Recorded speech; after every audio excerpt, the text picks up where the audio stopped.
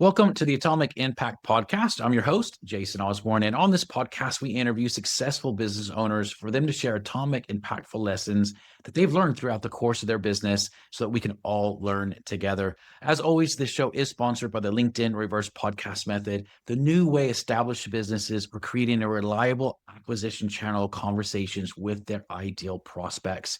We use this method to book 26 qualified leads and sales calls in 10 days without any ad spend, outreach, endless social media posting, or any of the old, ineffective traditional marketing methods that everybody hates.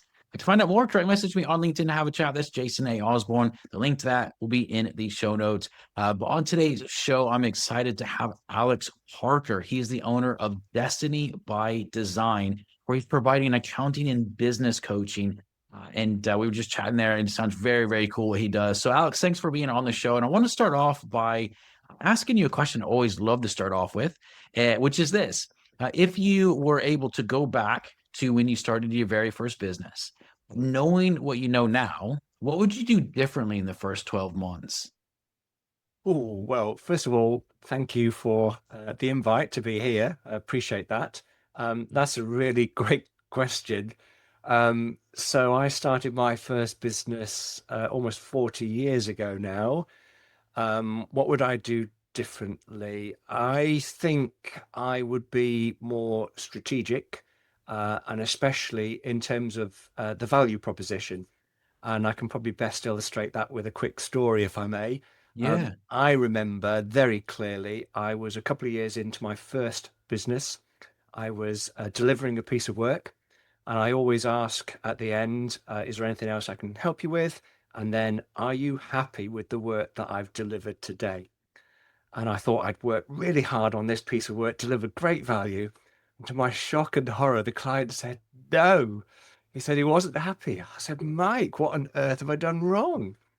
And he said, look at all this value you've delivered. You haven't charged me enough. And I think very often we start in business, we come out of a job and we think we're just going to do the same thing. But there's so much more to running a business, and especially in terms of pricing, putting together a value proposition, and having the confidence to appreciate the value we bring to the table. I always like to look at companies that excel in a certain area and see if I can model that for myself and for my clients. And I think a company that does really well in this is Apple. You look at Apple, you go to a store or a website, you want a phone or an iPad, there's a myriad of different choices, different specs, different colors, different sizes. And then when you've made your choice, it's, oh, would you like a case with that? Or would you like a headphones or keypad or whatever?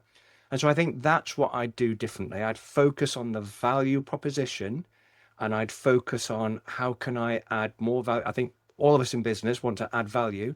How can I add more value by bundling different offerings together? I think that's what I would do. Mm, mm. Yeah, and I think that's a great thing where people don't know their value proposition. Whether people are brand new in business, whether they've been in business for a really long time, what are some ideas on how to be able to bundle that together? Because I know it's one of those things, oftentimes it's very easy for us to give advice to other people. When it comes to our own business, it just doesn't make sense all of a sudden. It's like, I don't understand, or we don't see the value in it. So what are some ideas for helping people to be able to do that? I think it all comes down to, first of all, we want to be focused on how we can add value, and also how can we create choices. One thing that really helped me in my business when I first started, it was, this is what I do. Would you like it at this price? It was a yes or no. It was a binary question. And then later on, I developed like a gold, silver, bronze offering. And it was Mm, more, these are the various offerings that I offer. Which one would suit you best? And it's much mm, more powerful question. It presupposes that they will say yes to one of the offerings. And it gives them that choice so the client, the prospect, is more in control. Um, I always say that we have two ears and one mouth, and that's the proportion in which we should use them.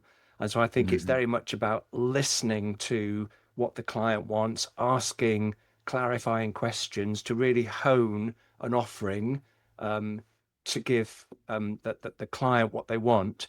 Um, I always say, as business owners, sometimes we're very passionate about the service or product that we give, but it's only of value to the client if that's what the client wants. So it's much more important, really, to identify what it is the client wants and then structure a value proposition to meet those needs. Yeah, absolutely. Totally agree with that. As you've built your business and grown it, what are some of the things that you've done to make sure you maintain relationship with prospects so you're not coming across as salesy and spammy? Because I know that's a big challenge for a lot of people. I think that's a really important question.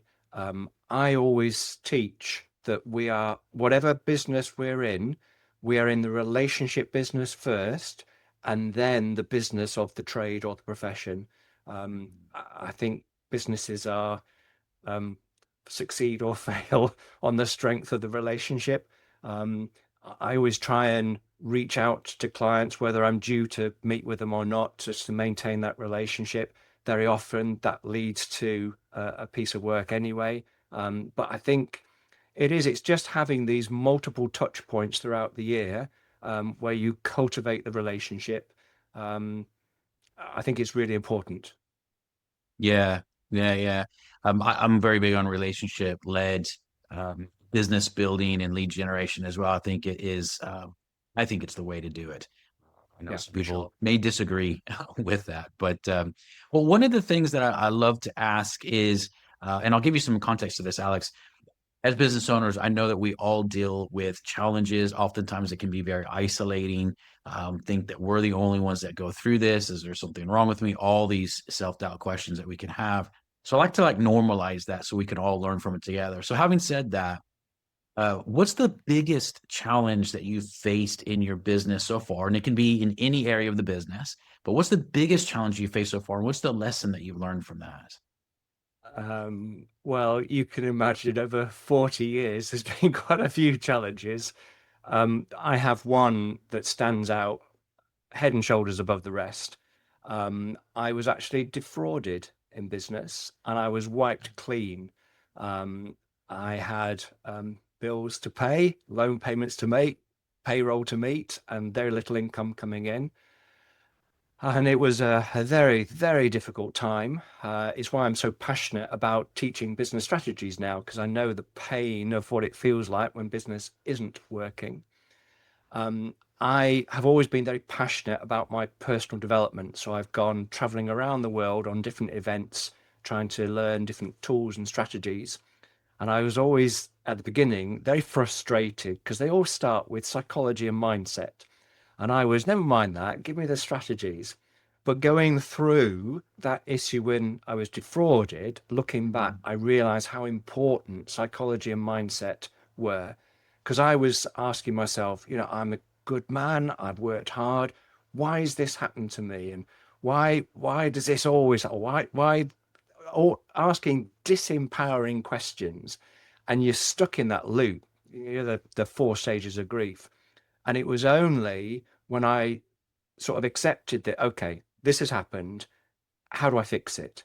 What can I learn from this? And it was really reframing to be solution focused rather than problem focused, um, which is why I was able to recover. And as I say, why I'm so passionate to teach business strategies now. Because as you say, business is a lonely game, especially for solo entrepreneurs. And we're not taught financial management at school. We're not taught business strategies. And so, yeah, I think there's a need for what I bring to the table. Yeah, Sorry, yeah. long Oh, answer for a definitely. short question. Well, no, it's great. I love hearing that. The answer. Everyone's answer is very different, and it's always really helpful for that.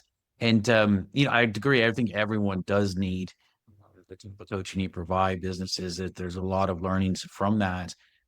Having said that, if you were to look at the most common theme across the businesses that you work with, what's the common theme that holds businesses back from growing and getting where they want to be in their business?